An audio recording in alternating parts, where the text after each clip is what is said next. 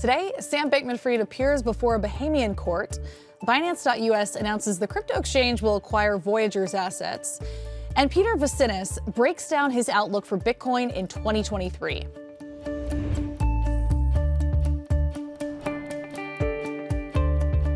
Welcome to CNBC's Crypto World. I'm Mackenzie Sigalos. Crypto prices in the red to start the week. As of noon Eastern, Bitcoin stayed below the $17,000 level. Ether dipped to around $1,100, and Solana dropped to around $12. Okay, let's talk about the top stories. First, Sam Bankman-Fried appeared before a judge in the Bahamas today, visibly shaking in the courtroom. Cameras were not allowed inside, but here you see the once crypto billionaire arriving to court in the Bahamas. Reuters reported that SBF's attorney said during today's hearing that his client wants to see the indictment against him before agreeing to be extradited to the U.S. That's where he faces several criminal and civil charges related to the collapse of the crypto exchange he founded. Now, this comes just a week after his lawyers had initially said that they planned to challenge extradition. SBF was denied bail in the Bahamas. Last week, the FTX founder was arrested and indicted in New York federal court on 8 counts, including securities fraud and money laundering. The 30-year-old, who was once considered crypto's white knight, could potentially spend the rest of his life in jail. His crypto exchange imploded last month with billions of dollars in customer assets missing, allegedly used to finance Bankman-Fried's, quote, lavish lifestyle.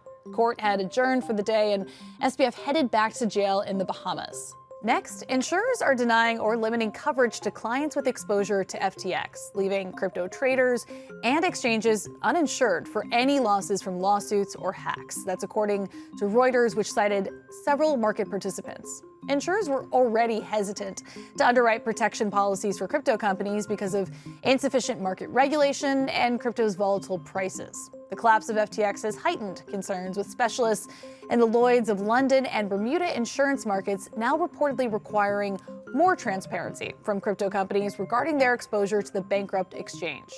Reuters also reported that the insurers are proposing broad policy exclusion for claims related to FTX's collapse. Last, Voyager Digital announced today that Binance.us will acquire the crypto assets and customer deposits of Voyager Digital in a more than $1 billion deal. Now, this comes weeks after a planned acquisition by FTX failed following the crypto exchange's collapse and SBF's arrest. Voyager said that the offer represented, quote, the highest and best bid for its assets after a review of strategic options with the core objective of maximizing the value returned to customers and other creditors on an expedited timeframe. At the end of last year, Voyager had billions of dollars worth of crypto, but a broader market downturn and a series of bad bets, including to crypto hedge funds, Three Arrows Capital and Alameda Research, chipped away at the firm's available capital. The company filed for bankruptcy in July after Three Arrows defaulted on a significant loan position extended by Voyager. Now, today's announcement paves the way for a potential resolution for the platform's nearly 2 million users. All right, for our main story today, we're focusing on Bitcoin. 1 year ago, the OG cryptocurrency was trading at around $46,000, and now that number is around $30,000 less. So what's next for Bitcoin in 2023? Crypto World's Jordan Smith spoke to Peter Vessenes, the co-founder of the Bitcoin Foundation, to find out. All right, so let's start with a look back at this year. When you're looking at the price of Bitcoin and what really sort of drove value for that cryptocurrency, was it a year that was focused on macroeconomic pressures with inflation or with concerns around a recession around the world? Or was this sort of an event where everybody's focused on FTX or Terra Luna and the sort of scandals that happened in the space this year that really drove prices? Yeah, I would say it's much more macro market engagement than it is a particular event. This is, in my mind, the year where institutional capital really got fully hooked up to Bitcoin in particular. And so we just have all the price moves that come when there's just this deleveraging in the economy, And so that to me is the major price story of the year. It's interesting. We did have, like you mentioned, some earlier problems. We had some stablecoin difficulties that were kind of maybe bad news to people who thought in their minds that these algorithmic stablecoins probably worked, if that makes sense. And so there's kind of a shocking moment earlier in the year.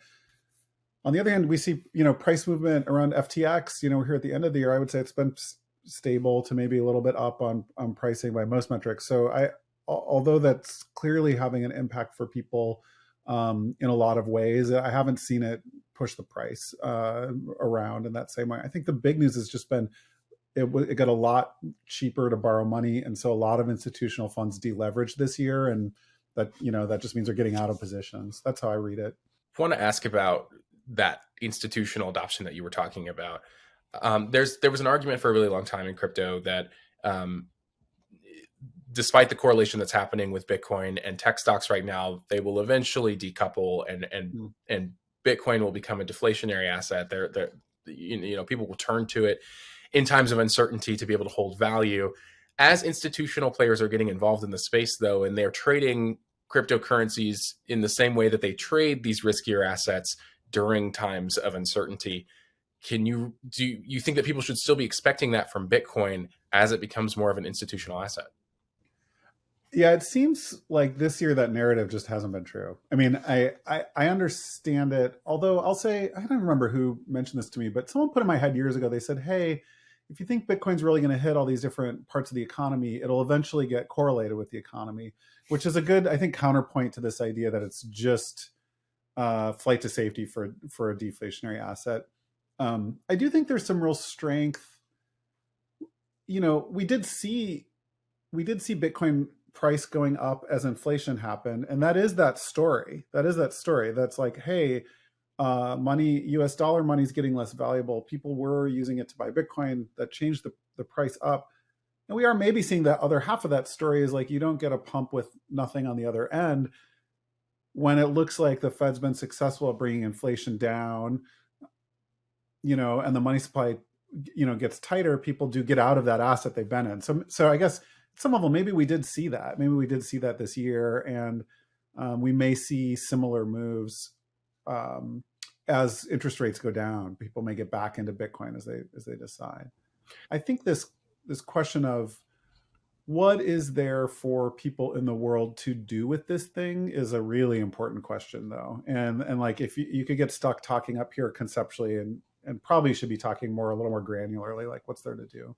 So. Yeah, I want to ask about that, because before we move into the sort of 2023 outlook, I think we have to talk about where we are right now in real world use cases. What is the state of Bitcoin as a usable asset in the world right now? How was that changed in 2022? Yeah, I have actually these. I really like these. These are from a company I co-founded called Noteworthy. Have you seen these? I don't know. I haven't seen these. Okay, so this is the 5 millibit note. That's von Mises, the Austrian economist. This is a 1 BTC note. That's Hal Finney. So I actually think the crypto industry answer to that question for Bitcoin is it's kind of tough. Like, Bitcoin's turned into a store of value asset in general, I would say. Not where it started. It started out kind of in this novel asset class. So I do think some of it is just like making ways for people who want to use it in this money way. Those are a company called Noteworthy. Just, Noteworthy, you could use a note and give it to people. Frankly, it's been a number of years since I've seen the Bitcoin community talk about really bringing novel utility to Bitcoin. I think that kind of innovation's moved on to other places. And that's where, we'll see. It's interesting. Even Ethereum has a, much more utility, largely around DeFi, finance, monies, basically, like different ways people can use these things. And so, I've thought prognosis for Ethereum is probably a little bit better early, because there are things people want to do other than just buy and hold. Whereas the Bitcoin mindset, and it's one that I hold to too, is just like mostly you just want to buy it. Other than counting it, there's not maybe as much for people to do once they have it. What does 2023 hold for the world's largest cryptocurrency, for the cryptocurrency that everybody talks about? What issues do you see ahead, or what sort of innovation do you see happening if there are developers looking elsewhere in this building time? It used to be Roger Ver paid for a Bitcoin billboard in south of San Francisco, which it was just like Bitcoin, the honey badger doesn't care kind of. And this idea for old time Bitcoiners that like Bitcoin's a honey badger and just it doesn't care. It doesn't care if you're done with it. It doesn't care if Bitcoin's over. It doesn't care if it's Fimble winter for Bitcoin. It's a honey badger. It doesn't mind. And I think we'll see some of that this coming year. Like there's just we'll see that for sure. That it'll keep on doing its thing.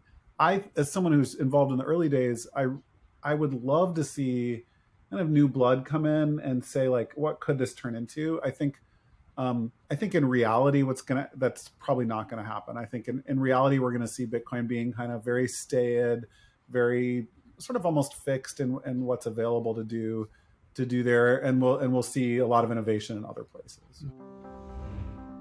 Okay, now for one last thing, Grayscale CEO Michael Sonnenschein provided a bullish outlook for crypto this morning, speaking with CNBC's Squawk Box. He discussed the SEC blocking its proposal for a spot Bitcoin ETF and the fallout from FTX's collapse. At the moment, what you're going to see in this crypto winter will be more regulation and certainly some consolidation within the industry. We've seen time and again bad actors get called out, weeded out of the ecosystem, and crypto emerges more resilient and even stronger each time we see these types of events. That's all for Crypto World today, but we will be back again tomorrow, so we'll see you then.